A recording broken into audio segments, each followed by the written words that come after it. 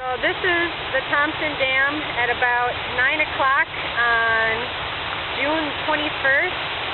You can actually see that the dam is being overtopped. You can probably hear the water rushing.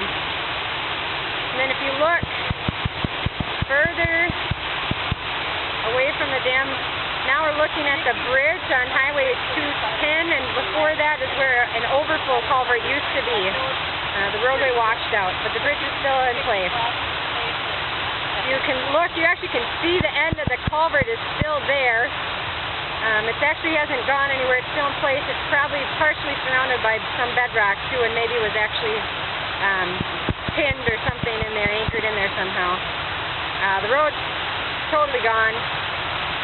Really unbelievable. The water looks like it's a little bit lower than it had been previously, although it's still extremely high.